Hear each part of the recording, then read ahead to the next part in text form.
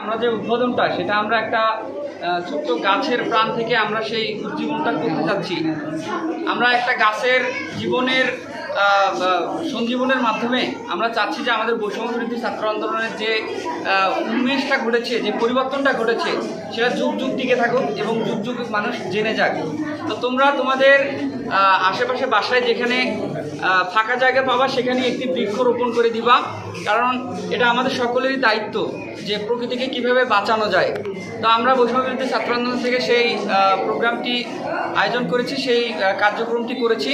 তো তোমরা আমাদেরকে সেই কার্যক্রমে সহযোগিতা করবে, এটাই কাম্য করছি। ধন্যবাদ।